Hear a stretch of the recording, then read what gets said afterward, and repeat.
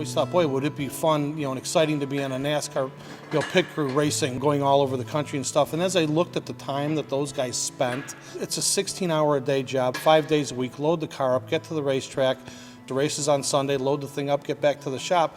I realized that I couldn't give that commitment to it and have a family.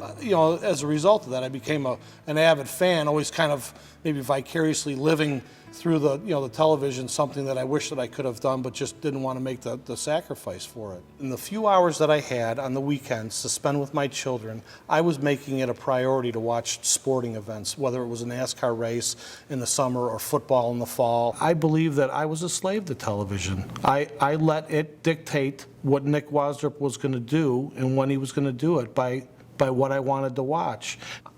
I'm a mechanic by trade. I work a lot of hours. If I'm not here to impact my children as much during the week, and then I'm spending 6 hours on a Sunday watching football games or 3.5 hours watching NASCAR races, that's really showing my children, with the limited amount of time that I have available to them, this is more important to me. And every race is the most important race until the race is over, and then it's next weekend's race.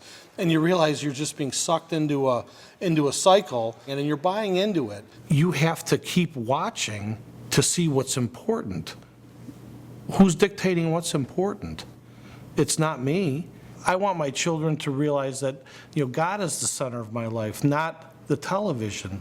That was the real gut check for me, the real heart check for me. The other thing is it influences your mood. With sports, if your team doesn't win, the rest of the day is ruined for your family because you're grumpy.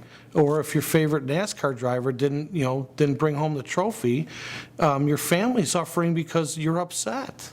As I was watching these things and I started to pay attention to what was happening in the commercials, all of a sudden you start to realize this thing is controlling and training not only me, but more so my children. That was the part that really, really became upsetting to me. I had to get away from that. I didn't want my kids to see that those were the values that I was holding above all else. I realized that just unscrewing it from the wall wasn't going to be enough. I had to take a pair of wire cutters and cut that cable into pieces. I physically disconnected it and I cut it. Now the bridge has been destroyed to the past. We have to go forward.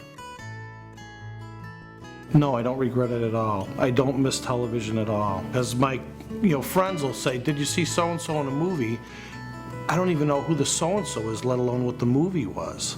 I have no idea who's the popular actresses or actors, or what the box office smash was. But I can tell you, when Samantha rode her bicycle for the first time without training wheels, I can tell you those things. I can't remember any of those games, but I can remember a lot of those things that I would have missed out on if I hadn't taken those cutters and cut that cable.